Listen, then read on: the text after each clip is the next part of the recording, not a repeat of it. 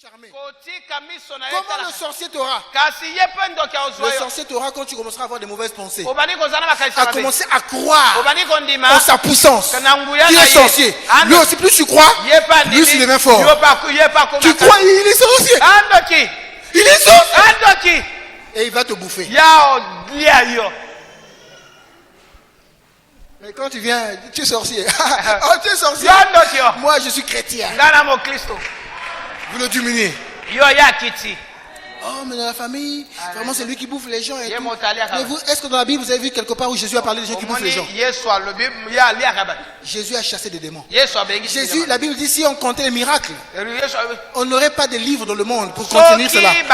Mais aucun des livres n'a parlé de Jésus qui s'est arrêté quelque part. Ton oncle, attention. Jamais. Mais il y a des églises du message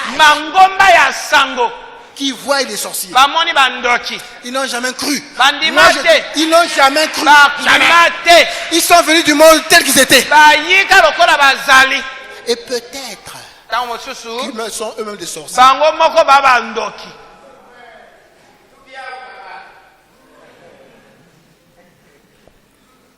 On laisse se préoccuper pour le ciel. Mais cette église-là, il y a des gens qui vivent mal et tout. Cette église-là des sorciers. Donc toi, ton ministère ne cherche rien d'autre. Et ce sont des prédicateurs qui disent ça. Vous ne cherchez rien d'autre que des sorciers. Frère, je suis sûr que de tous ceux qui disent ça, il y a des sorciers. Il y a des gens qui fréquentent les pygmées.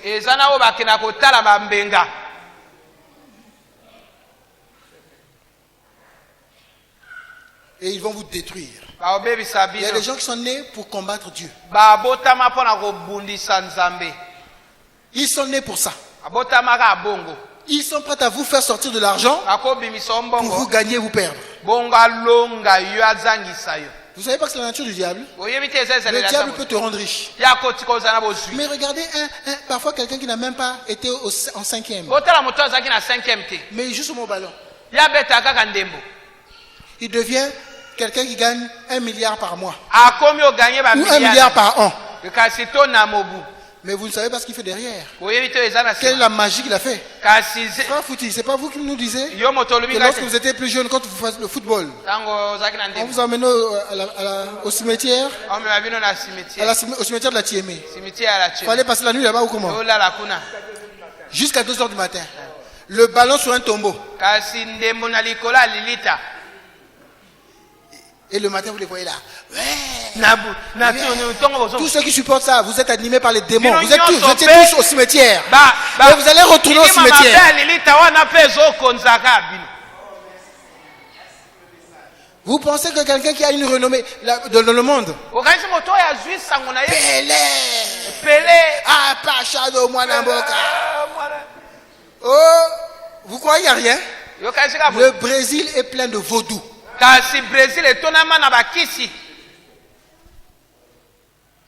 Maradona. En Amérique latine là-bas, il y a des mystiques. Hein? Et vous avez peur. Mais les Congolais, mais les sorciers du Congo là, ici au Congo il y a des sorciers. Mais gagner la Coupe du Monde. Gagner la Coupe du Monde.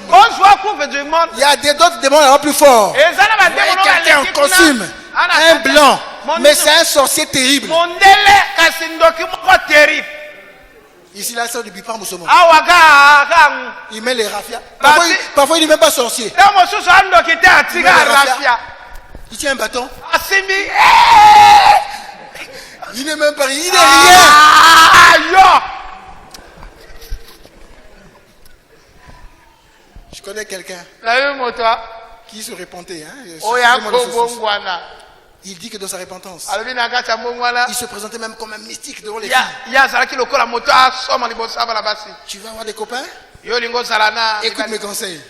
Alors qu'il n'est rien lui-même, rien. Et les filles aussi viennent. Alléluia. Amen. Et il les trompe. Et lui-même parfois aussi profite. Alléluia. Amen. Tactique. Vous suivez l'église? Vous suivez? Si tu crains Dieu, Dieu te protégera. Maintenant c'est clair. Amen. Amen. Même si tu as une armée qui te garde. David dit, même si une armée se compète contre moi, je serai malgré cela plein de confiance. Parce qu'il savait en qui il croyait.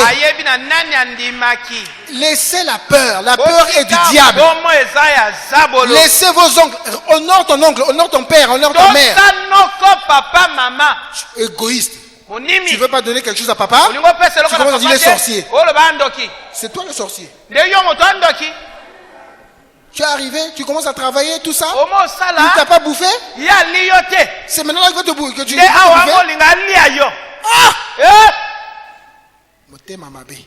as un mauvais cœur. Occupez-vous de vos parents. Ça aussi c'est le message, non? Dites-moi, qui s'occupe de ses parents ici? Levez la main. Non, je peux faire un AVC ici. Non, je voudrais que l'église lève la main. Qui s'occupe de ses parents?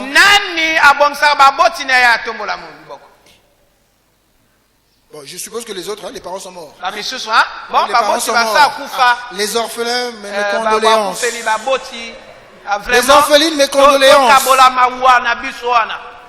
Comment? Tu as papa? Tu as maman? Tu ne t'occupes pas de lui. Tu as le beau-père, tu as la belle-mère. Tu es indifférent. Mais c'est ça la sorcellerie dont vous cherchez. C'est lui le sorcier. Il y a des jeunes sorciers. Il y a des jeunes sorcières. Psaume 45, verset 20. L'Éternel garde tous ceux qui l'aiment. Et il détruit tous les méchants. Oh, mais tu n'avais qu'un seul passage. Il y a un autre passage. Quelqu'un qui aime Dieu. Quelqu'un qui craint Dieu. Mais Dieu le garde.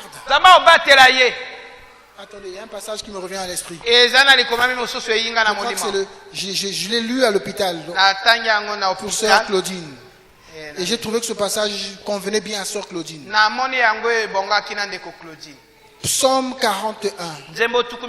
Heureux celui qui s'intéresse aux pauvres. Et au jour du malheur, l'Éternel le délivre. L'Éternel le garde et lui conserve la vie. Il est heureux sur la terre. Et tu ne le livres pas au bon plaisir de ses ennemis. L'Éternel le soutient sur son lit de douleur. Tu le soulages dans toutes ses maladies.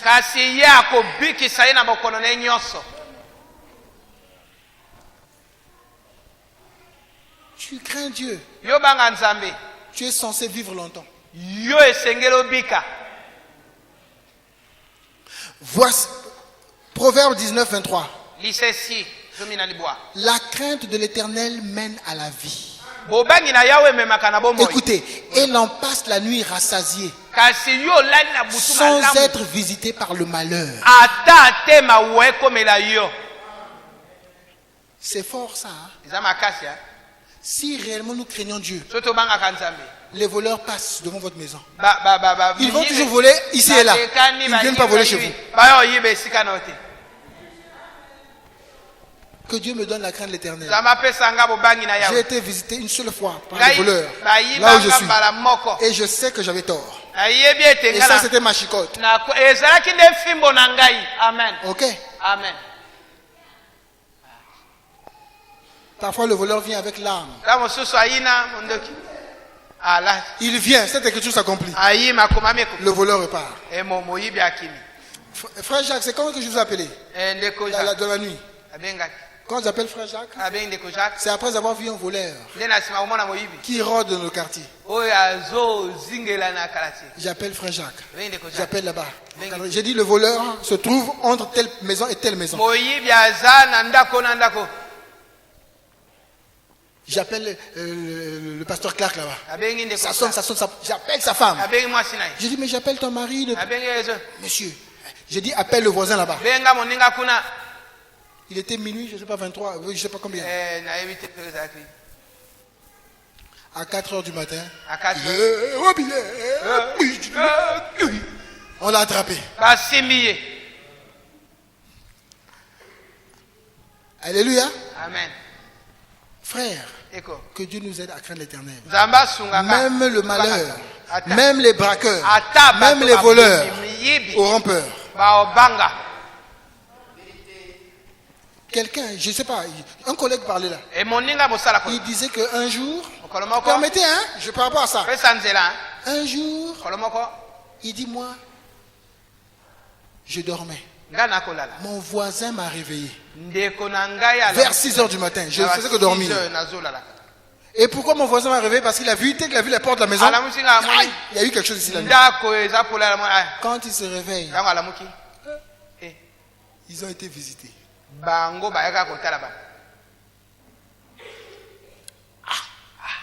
Et quelques temps plus tard, on découvre le voleur à la police. On a attrapé le voleur. Il avait volé déjà à côté. Il a volé là. Maintenant on lui dit, alors voleur, mais comment tu opères et tout? Et il dit, mais il y a des manières d'opérer. Nous faisons comme ceci, comme cela pour entrer dans les maisons. Dans certaines maisons, avec un drap blanc. La porte s'ouvre. Mais chez les chrétiens, on n'utilise pas ces méthodes-là. Ça ne tient pas.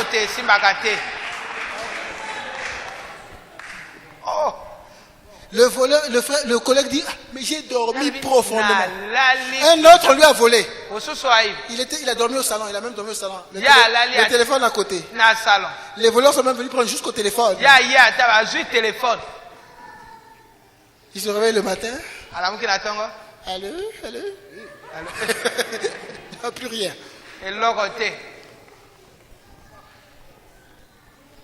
Alléluia. Amen. Ouamba, tu me suis? Ils ont des mpini. Ils ont des choses. Mais quand ils viendront, le mpini arrive. Ah non, là, bouge pas. Parce qu'il y a la crainte de Dieu. Voyez-vous l'avantage qu'il y a dans la crainte de Dieu?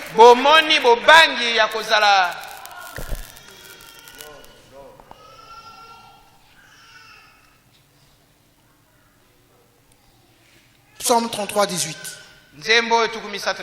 Voici, l'œil de l'Éternel est sur ceux qui le craignent, sur ceux qui espèrent en sa bonté. Il y a des chefs, quand ils voyagent, l'avion, hein, mais il y a d'autres avions qui veillent sur son avion. Mais toi, pauvre femme, parfois qui ne sais même pas bien parler français, mais tu crains Dieu. Quand tu marches, Dieu est comme ça. Il regarde devant Dieu. Quelqu'un me racontait un jour, le chef d'État était en train de venir dans une zone. Et on avait placé déjà les gardes sur le long du chemin. Et le chef de la sécurité, pendant qu'ils étaient en train de rouler, il dit changeons de direction. Prenons notre direction. Parce qu'il est dans sa voiture, il voit de loin. Il voit déjà, là-bas il y a une veillée. Il y a un attroupement là-bas. Et quand il y a une veillée, il y a trop de gens. Ils iront par ici.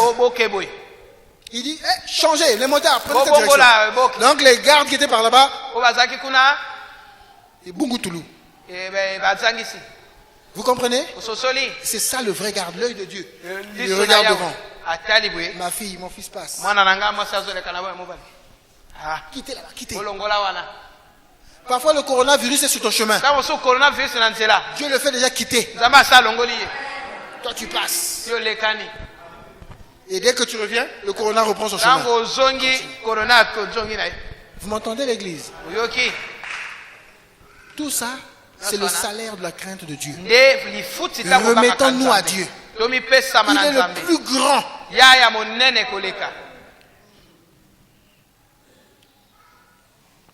La crainte de Dieu, ça ne donne pas seulement la sagesse.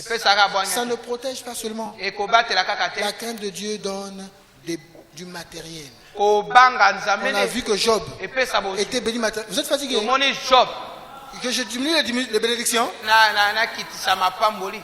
La crainte de l'Éternel vous rend riche. John Charit. Un homme qui craignait Dieu. Au point où par songe, Dieu lui dit, prends ta maison, donne ça à cet homme. Je ne vous dis pas à vous de me donner vos maisons. Amen. Amen. Mais c'est ce témoignage-là. Parce qu'il y a des gens méchants qui profitent de ces écritures pour demander le bien de l'église. Ça va? Il craignait Dieu, cet homme. C'est un homme qui cassait les pierres. Quand j'ai grandi au plateau de 15 ans, devant les rails là, les gens ramassent quelques pierres, ils cassent. Ou bien on vient jeter des pierres, ils cassent. Vous connaissez ça, non? Les graviers à l'époque, c'était comme ça. Hein? Mais John Charit, je ne sais pas combien de millions de dollars il dépensait par an. Pas pour manger, pour l'œuvre de Dieu. Parce que pour manger, il y en avait déjà assez.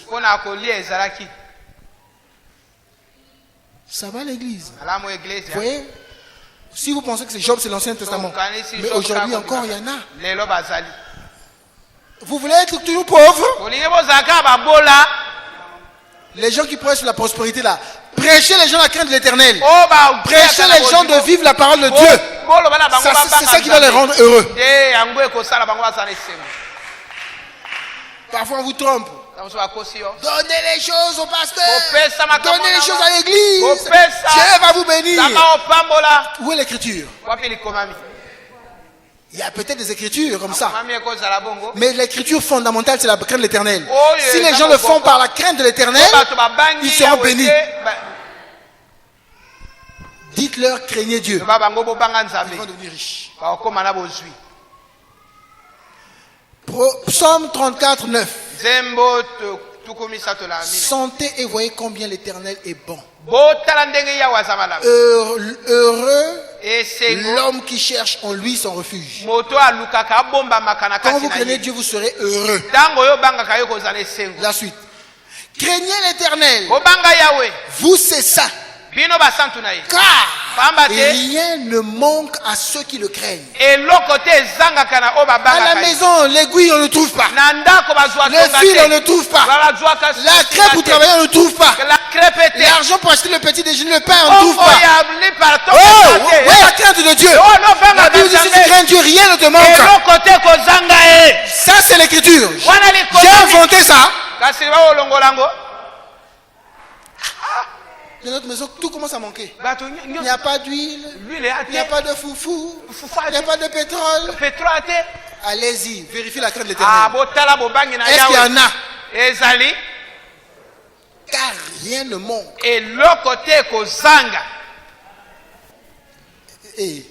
Ah, ça, je sais que beaucoup n'arrivent pas à avaler. Avaler, mina. Avale ça. Il y a l'incrédulité, hein? Il y a l'incrédulité forte. Il y a les gens il y en a qui raisonnent. Je lis. Ouvrez vos Bibles. Peut-être que on va voir, peut-être que j'ai notre Bible. Lisez dans votre Bible. Tout le monde répète après moi. Psaume 34, 10. Vous voyez si c'est Dieu qui parle ou c'est moi? Ce passage existe avant que je ne sois né. Craignez l'Éternel, tout le monde. Vous, c'est saint. Car rien ne manque à ceux qui le craignent. Combien croient que cette écriture est éternelle? Amen. Amen. Tu crains Dieu. Tout ce dont tu as besoin, Dieu va pourvoir pour toi. Georges Muller, il craignait Dieu. Dieu pourvoyait seulement. Verset 11. Les lionceaux éprouvent la disette et la faim. Mais ceux qui cherchent l'Éternel ne sont privés d'aucun bien. Quand Dieu trouve que tu n'arrives plus à bien conserver la nourriture, Dieu te donne le congélateur. Allez, il y a trop de nourriture, même congélateur, garde.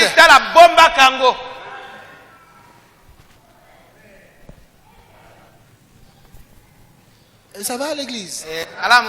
Même le lionceau, le fils du roi de la forêt éprouve la disette, mais un fils de Dieu. C'est-à-dire qu'il ne sait même plus ce que c'est la faim. Quand il a faim, c'est quand il jeûne.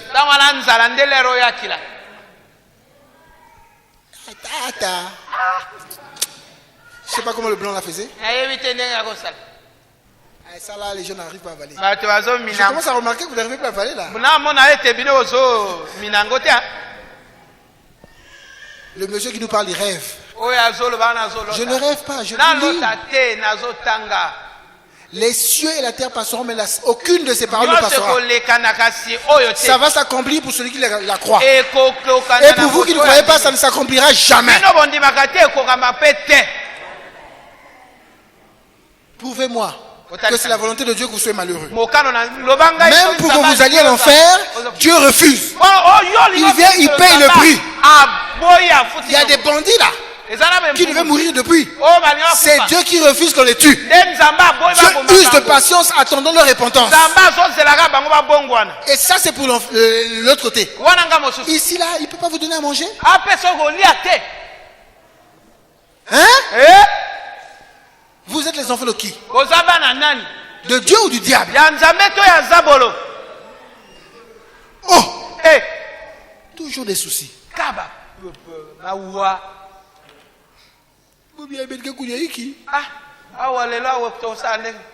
Et quand tu dis c'est même pas avec sourire.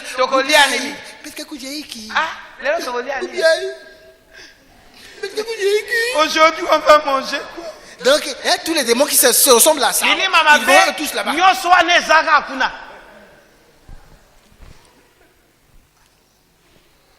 Somme 111. Verset 5.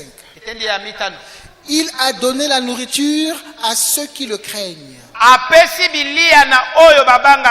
Il se souvient toujours de son alliance. Je donne plusieurs écritures. Parfois, quand il n'y a pas à manger, peut-être que papa et maman, il n'y a pas une bonne communion.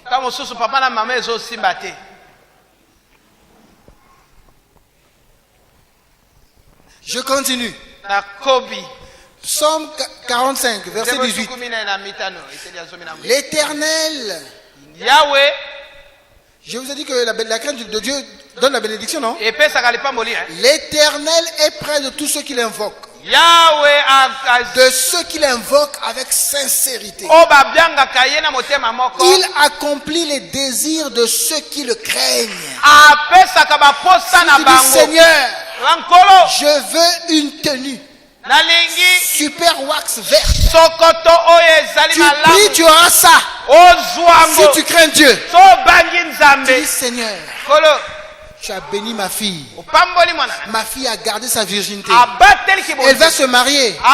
Seigneur, j'ai besoin de 2 super wax. Je veux honorer ma fille. Je veux ce jour-là m'habiller. Je veux avoir une chaussure. Talon doré. Dieu lui donne ce qu'il désire. Tu dis, Seigneur, pour le mariage ma fille, ce jour-là je veux porter une montre en or.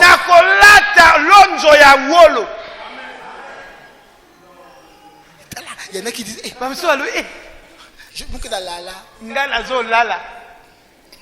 vous êtes éveillés. Je connais une dame qui priait, Seigneur. Cette dame un jour s'est retrouvée dans un gros avion pour voyager. Dieu m'a exaucé, je suis dans l'avion. Éthiopienne. Comme ça. Bolite. L'avion.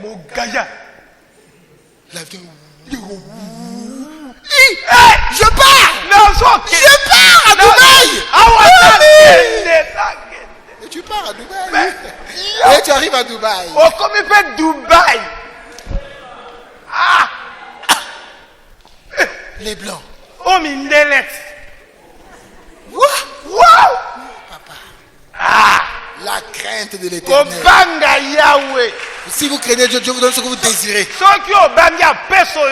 de l'éternel tes délices. Il te donnera ce que ton cœur désire. Vous pouvez dire à Dieu, Dieu, je veux avoir des beaux enfants. Que tous mes enfants soient... Dieu va vous donner des beaux enfants. Voilà.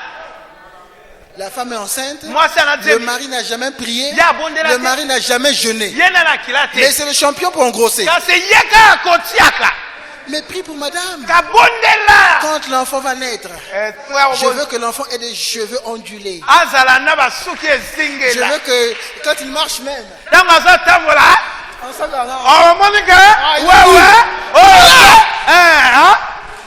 Mais l'enfant qui marche. Oh! Mais tu n'as pas prié. Demandez à Dieu de bonnes choses. Voilà. Amen. Ah frère, nous sommes des chrétiens. Dieu a donné l'enfant comme ça. Non. Montrez-moi 10 enfants. Quel est l'enfant qui avait un défaut? Montrez-moi.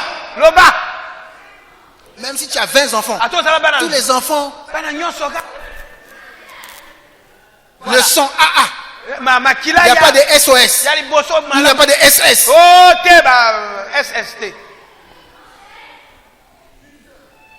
Vous m'entendez? Amen.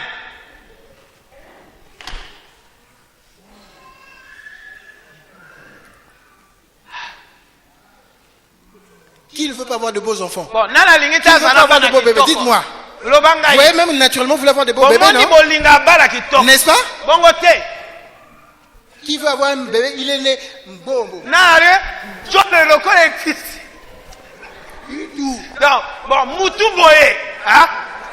Vous voulez ça?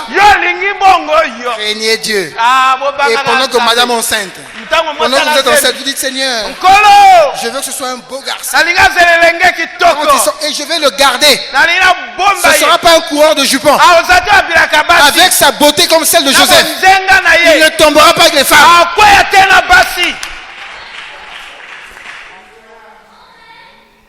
Moïse était le plus beau sur la terre. Vous avez entendu Moïse dans l'impudicité?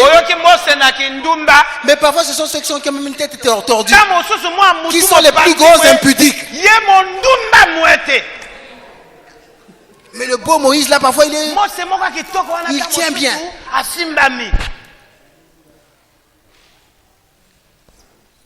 Quand que ma bouche publie la louange de l'Éternel et que toute chair bénisse son saint nom à toujours et à perpétuité. Exode 1 verset 21. Parce que les sages femmes avaient eu la crainte de Dieu, Dieu fit prospérer leur maison. La maison commence à avoir des réfrigérateurs, machines à laver. La volonté de Dieu est que vous ayez des machines à laver. Au lieu même de laver à la maison, vous descendez à Misaki là. Même à la maison on ne peut pas laver. Même pas de pompe. Même pas un seau. Dieu peut permettre ça pour un temps. Mais plus tu crains Dieu, plus tu es béni. Là, on commence à voir la pompe. Tu commences à voir le courant. Tu crains Dieu depuis 20 ans. J'ai écrit le message. Depuis Kouka à Yombe. Mais toujours une maison sans courant. Mais il dit qu'il est ancien dans le message. Tu es un farceur dans le message. Tous ceux qui viennent nous dire je suis ancien dans le message, on doit voir aussi qu'est-ce que le message a fait. Amen. Amen. Matériellement. Amen. On va dire, celui-là, il n'a pas cru, il n'y a pas longtemps qu'il a cru. Oh, frère, ça fait 40 ans que je suis dans le message. 40 ans. Joyeux anniversaire du message. Donc maintenant, matériellement, qu'est-ce que le message t'a donné? Mushinabata.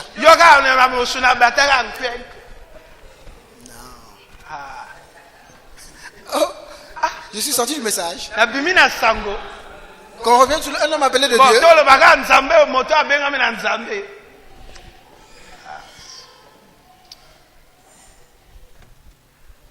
Homme, femme. Vous êtes une jeune fille. Vous vivez correctement le message. Dieu va vous faire progresser, prospérer.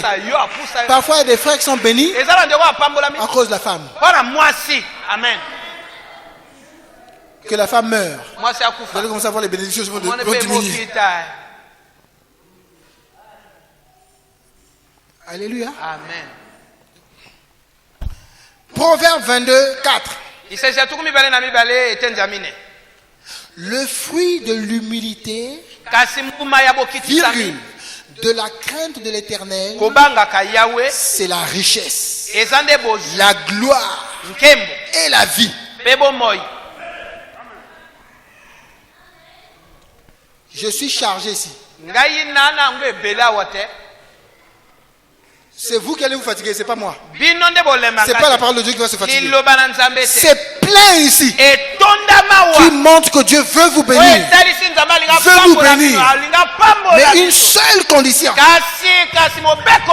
Cet homme était intègre et doit juste un verset pour son identité. Mais pour ses bénédictions, les versets sont pleins. S'aimer la crainte de l'Éternel. Vous allez récolter un champ de bénédiction. Oh! Église. Amen. Quand quelqu'un marche dans la droiture, dans l'intégrité, j'ai pas fini. Mais le temps est avancé. Un autre jour, on verra les autres choses que donne la crainte de l'Éternel. Parce que j'allais même vous emmener jusqu'au baptême du Saint-Esprit qui vient par la crainte de l'Éternel. J'ai commencé par les choses. Mais déjà ça, il y en a qui n'arrivent plus. Quand j'ai commencé au départ là, mais quand j'arrive à certaines choses, il y en a qui me regardent. C'est qui dit là, est-ce que c'est vrai? Mais j'ai encore d'autres choses que j'allais dire. Jusqu'à vous prouver que la crainte du Saint de Dieu vous donne le baptême authentique du Saint-Esprit. Mais je veux quand même terminer en vous disant une chose. En fait, c'est quoi la crainte de l'Éternel? Pour que vous ayez une idée. La crainte de l'Éternel, Proverbe 10, Proverbe 8, je ne sais pas où est-ce que j'ai écrit ça. Je cite seulement. La crainte de l'Éternel, c'est la haine du mal. Quand vous savez que ça c'est mal, un tel langage, c'est mal. Et quand vous haïssez ça, vous avez la crainte de l'Éternel. Quand vous savez que cette image, elle est mal, et vous haïssez ce genre d'image, vous avez la crainte de l'Éternel. Quand vous entendez ces songi là, et vous n'aimez pas ça, c'est pas que vous dites c'est le péché. Non, vous devez, la Bible n'a pas dit vous haïssez. Dès qu'on commence à venir parler, tu sais, sœur Rose, elle est comme... Tu as même envie de te battre. C'est ça la crainte de l'Éternel. C'est pas rapport, hein? Sœur Marguerite, elle est comme ça. Non, c'est la vérité vraiment. Ça, c'est pas la crainte de l'Éternel. Même si tu as une longue jupe qui fera que tous les dimanches on ne balaye plus l'église. Ta jupe balaye l'église. C'est pas ça la crainte de l'Éternel.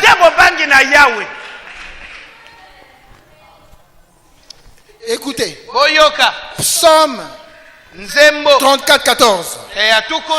Préserve ta langue du mal et tes lèvres des paroles trompeuses. Éloigne-toi du mal et fais le bien. Recherche et poursuis la paix Et ce passage fait suite à ce que j'ai déjà lu. Venez, je vous enseignerai la crainte de l'Éternel. Si vous voulez avoir la crainte de l'Éternel, éloigne ta langue du mal. Comment tu es un chrétien et ta langue dit des mauvaises choses? Moi, je n'ai jamais mal parlé de l'église. Mais tu parles mal de ta famille, de tes cousins, tes cousines. Tu n'as pas la crainte de l'Éternel. Tu parles mal du chef du quartier. Tu parles mal du chef d'État. Tu parles mal du chef de service. Tu n'as pas la crainte de l'Éternel. Amen. Tu parles mal du chef, du maître, du professeur de physique. Le professeur de physique, il a le crochet. Le professeur de maths, il est noir comme le charbon. La GES. La GES, c'est une la gestionnaire, c'est une voleuse. Tu n'as pas la crainte de l'Éternel. Tu parles mal des officiels. Vous entendez? Préserve ta langue du mal. Recherche et poursuis la paix avec tous. Dès que le mari arrive à la maison, tu fermes le front. Donc tu prépares la guerre déjà. Au lieu de chercher la paix. Et je reviens un peu sur les foyers. Qui cette semaine, de lundi à dimanche, à samedi, le mari est revenu du chantier, du travail, qui est parti accueillir son mari avec un sourire? Levez-vous. Oh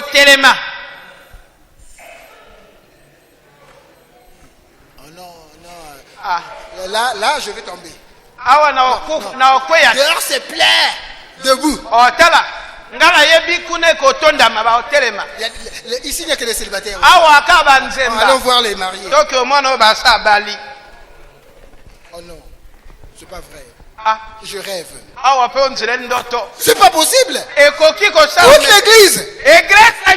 Aucune femme n'a accueilli son mari. Trésor, tu ne m'as pas accueilli cette semaine. Elle est debout. Les salles des mères.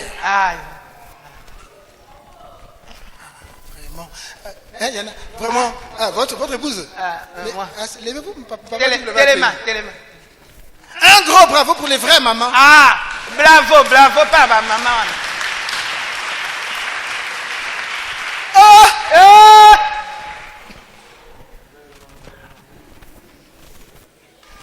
Je sais que cette semaine, papa qui n'en est pas sorti. Toute La semaine, il était à la maison. Il était au salon. Il y a d'autres cas, c'est comme ça, on comprend. Alléluia. Amen. Mais vous, dont le mari était sorti, vous étiez où?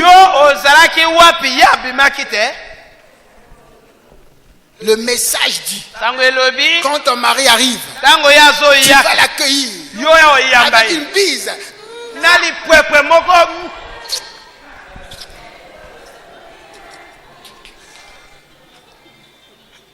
Il y en a. Il m'étouffe. Alléluia. Amen.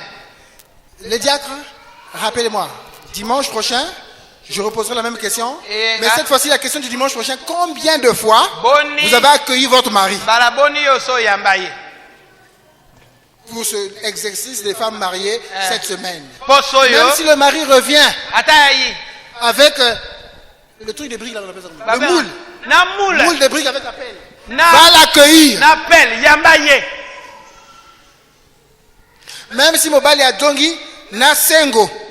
Avec na machette. Kendeko yambaye.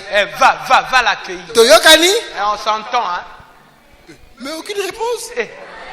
Wali baba, Toyokani, je vais écouter. Est-ce que Toyokani? C'est clair là. Non, j'ai pas dit au frère. Toyokani? C'est clair là. Vous avez entendu quelque chose? Toyokani? On s'entend.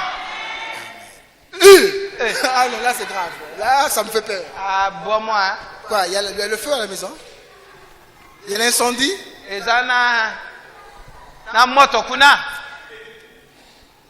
Sœur Wamba. Cette semaine, vous accueillez monsieur.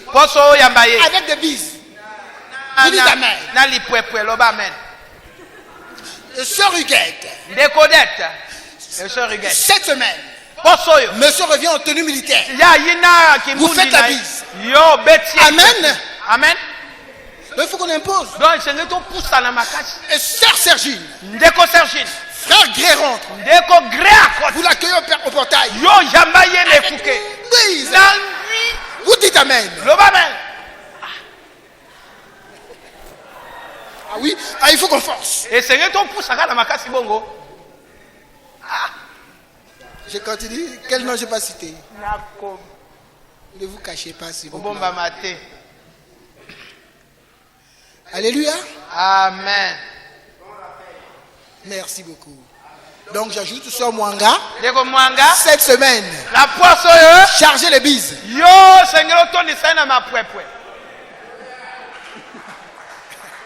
Alléluia. Amen.